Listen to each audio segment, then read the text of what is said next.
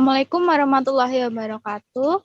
Perkenalkan kami dari kelompok 3 akan mempresentasikan terapi cedera dengan berenang yang beranggotakan saya sendiri sebagai moderator, Ayuta Rahmasari, NPM 201445037. Kemudian ada Michelle Cari Ayu Victory Aurora Baru Tobing, NPM 201445039. Kemudian ada Anissa Aftur Aini, NPM 201445045.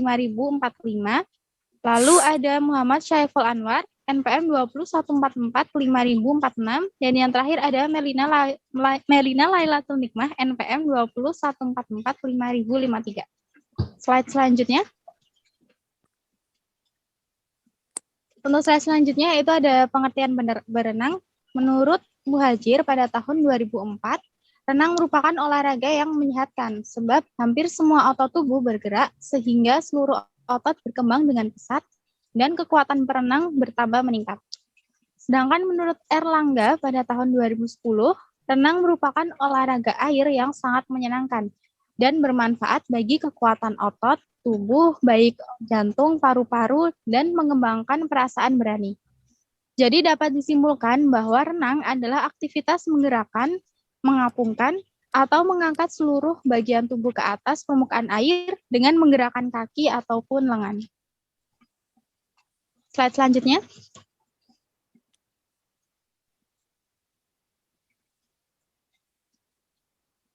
Kemudian terdapat teknik-teknik dalam berenang. Yang pertama, teknik mengapung. Untuk memula, teknik ini tidak mudah, karena ketika melakukannya, ketika pertama kali pada saat awal-awal latihan, biasanya tubuh masih kaku.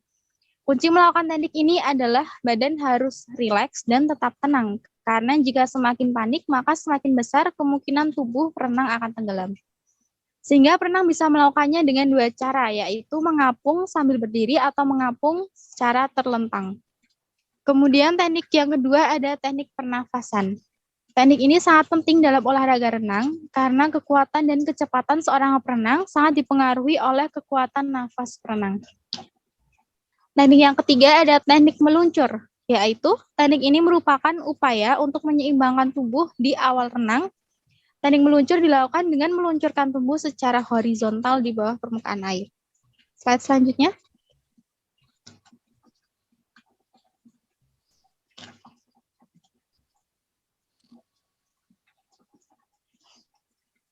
Kemudian terdapat jenis-jenis gaya berenang. Untuk gaya yang pertama yaitu gaya bebas. Gaya bebas merupakan berenang dengan posisi dada menghadap ke permukaan air. Gaya bebas merupakan gaya berenang yang paling cepat dibandingkan gaya-gaya yang lainnya. Kemudian ada gaya dada, yaitu gaya renang yang mirip dengan gerakan kata ketika berenang dalam air. Renang gaya dada adalah gaya renang dengan posisi tubuh seperti merangkak di permukaan air dan dikombinasikan dengan gerakan kaki serta tangan. Kemudian yang ketiga ada gaya punggung, yaitu gaya berenang dengan posisi punggung menghadap ke air atau posisi tubuh telentang. Kemudian yang terakhir ada gaya kupu-kupu, yaitu gaya berenang yang dilakukan dengan kedua lengan secara bersamaan mengayuh bergerak ke depan. Untuk slide selanjutnya akan dibacakan oleh Saudari Aurora. Waktu dan tempat saya persilakan. Baik, selanjutnya adalah manfaat dari berenang. Yang pertama, olahraga renang dapat meningkatkan sirkulasi darah dalam tubuh dan kemampuan tubuh dalam menggunakan oksigen. Yang kedua, berenang dapat meningkatkan kelenturan dan massa otot tubuh. Yang ketiga, berenang dapat menurunkan berat badan. Yang keempat, berenang dapat mengurangi stres. Yang kelima, berenang juga dapat mengurangi rasa nyeri akibat peradangan sendi sehingga aman dan justru dianjurkan bagi penderita artritis. Slide selanjutnya.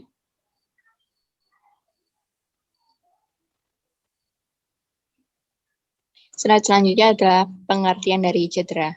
Cedera adalah sesuatu kerusakan pada struktur atau fungsi tubuh karena suatu trauma atau tekanan fisik maupun kimiawi, dan suatu tenaga yang berlebihan dilimpahkan pada tubuh, baik pada waktu latihan, berolahraga, ataupun sesudah pertandingan, dan dapat menimbulkan rasa sakit, cacat, luka, rusak pada otot atau sendi, serta bagian lain dari tubuh. Slide selanjutnya.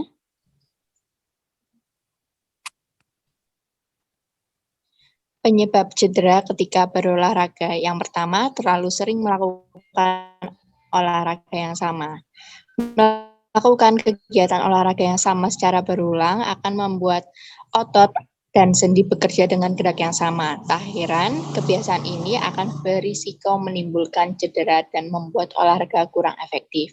Yang kedua, baru mulai olahraga atau meningkatkan porsi latihan. Penyebab cedera saat olahraga lainnya adalah baru memulai atau meningkatkan level latihan terlalu cepat. Ketika kamu baru memulai olahraga, otot yang sebelumnya dalam kondisi tenang atau tidur mendadak akan bekerja. Hal ini dapat menyebabkan kram otot setelahnya. Begitu juga dengan meningkatkan porsi latihan secara tiba-tiba. Oleh karena itu, penting untuk meminta bantuan pemandu olahraga atau personal trainer untuk memandu kamu ketika ingin menaikkan porsi latihan. Slide selanjutnya akan dibacakan oleh Saiful Anwar.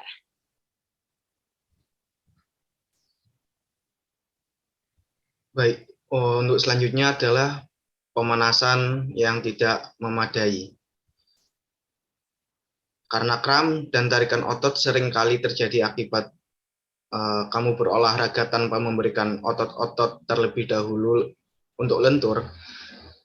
Pemanasan berguna untuk mengalirkan darah dan oksigen ke berbagai otot, memungkinkan sistem tersebut bekerja lebih efisien. Yang keempat adalah penggunaan teknik atau postur yang salah. Posisi atau teknik yang dilakukan sembarangan dalam olahraga ini dapat menyebabkan cedera yang parah. Pada tahap serius, teknik dan postur yang salah saat berolahraga juga bisa menyebabkan kematian. Yang kelima adalah terkena benturan. Penyebab cedera olahraga berikutnya adalah benturan. Benturan keras merupakan penyebab lain dari atau dibalik cedera, seperti iritasi pembungkus otot atau peradangan tendon. Benturan saat olahraga ini dapat juga menyebabkan berbagai reaksi seperti memar, dislokasi, perdarahan, hingga patah tulang. Yang keenam adalah kelelahan. Karena kelelahan, otot yang lelah merupakan penyebab umum yang terjadi akibat kram. Karena itu, saat merasa lelah, apalagi jika kamu berlatih secara terus-menerus, beristirahatlah sejenak. Hal ini sangat penting untuk mencegah tarikan otot yang menyakitkan. Yang ketujuh adalah gerakan berhenti dan memutar. Pada olahraga yang menghubungkan gerakan berhenti dan memutar yang cepat, seperti olahraga basket, senam, dan sepak bola, kerap menyebabkan cedera lutut dan pergelangan kaki. Keseleo pergelangan kaki ini terjadi ketika seorang atlet melipat kakinya dan meregangkan ligamen di sekitarnya. Otot-otot yang menstabilkan serta bantalan tulang rawan di sekitar lutut, bahu, dan persendian rentan sobek akibat putaran yang tidak terkontrol atau berhenti tiba-tiba. Nah, selanjutnya ada mengobati cedera dengan terapi berenang. 3 contoh latihan untuk terapi perairan yang akan dijelaskan oleh Anissa Aftur Aini. Kepadanya saya persilahkan.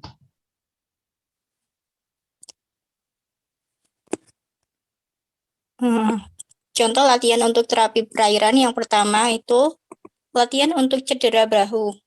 Cedera bahu misalnya radang sendi, masalah rotator cuff, pelampiasan bahu, ketegangan lengan atas, dan kesleo. Mempengaruhi sekitar 7 juta orang Amerika setiap tahun. Meskipun tidak semua memerlukan pembedahan atau terapi, banyak yang akan mencari bantuan. Latihan untuk pasien yang termasuk dalam kategori ini meliputi yang pertama, membuat angka 8 atau lingkaran dengan tangan terlentang di air sambil berdiri. Ini dapat dilakukan dengan atau tanpa beban air. Resistensi jet dapat menawarkan tantangan tambahan untuk latihan ini. Yang kedua, berbaring telungkup di atas air, menggunakan perangkat flotasi serta snorkel dan masker, dan membuat malaikat salju untuk mempromosikan rentang gerak yang lebih baik. Yang ketiga, menggunakan mie kolam dalam bentuk U untuk mendorong ke dalam air. Yang keempat, berjalan di bawah air atau di treadmill bawah air untuk mendapatkan kembali ayunan lengan alami. Selanjutnya akan dibacakan oleh Melina.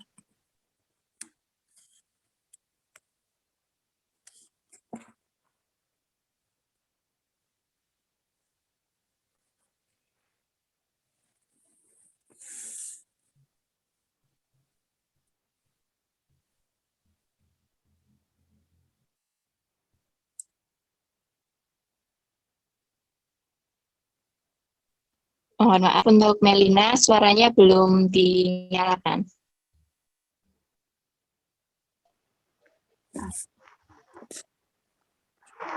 Yang kedua, latihan untuk penggantian lutut total. Pusat Pengendalian Penyakit melaporkan bahwa ada sekitar 719.000 operasi penggantian lutut total setiap tahun. Masing-masing pasien ini akan memerlukan beberapa bentuk terapi fisik untuk memastikan bahwa perangkat berfungsi dengan baik, dan pasien dapat kembali ke gaya berjalan dan keseimbangan yang normal. Berikut adalah beberapa latihan yang memanfaatkan bagi pasien penggantian lutut total yang telah menjalani terapi air. Yang pertama, jongkok lembut sambil memegang tepi kolam, akhirnya bergerak ke lunge. Yang kedua, latihan ekstensi fleksi kaki, lurus saat pasien berpegangan pada tepi kolam atau pagar pembatas yang stabil. Yang ketiga, dengan menggunakan sirip air, pasien dapat bergantian dari sisi ke sisi dan berlatih adukasi dan aduksi. Ini memperkuat otot-otot di sekitar lutut. Resistensi jet dapat menawarkan tantangan tambahan untuk latihan ini. Yang keempat, berjalan di bawah air atau di treadmill bawah air untuk mendapatkan kembali gerakan. Slide selanjutnya.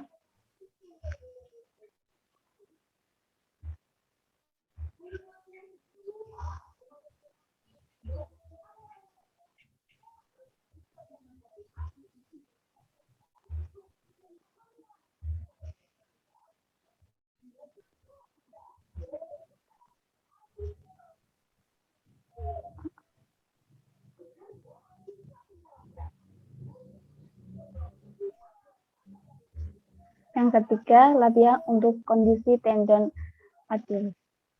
Tendon Achilles dapat pecah atau terkilir, membuat pasien membutuhkan protokol renang untuk membantu mempercepat waktu penyembuhan pasca operasi, atau pasca cedera di operasi tidak diperlukan. Jika operasi telah dilakukan, aquatic terapi dapat digunakan segera setelah pasca operasi. Beberapa latihan untuk jenis cedera ini meliputi yang pertama, berjalan perlahan di treadmill bawah air dengan fokus pada push off dan tekuk lutut. Melakukan slip shuffle di treadmill bawah air dengan kecepatan lambat. Yang ketiga, setelah beberapa minggu, jogging di treadmill adalah suatu kemungkinan.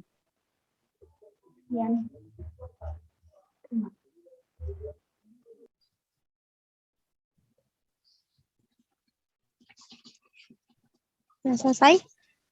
Kalau begitu, sekian dari kami kelompok 3. Apabila terdapat kesalahan, mohon dimaafkan. Wassalamualaikum warahmatullahi wabarakatuh.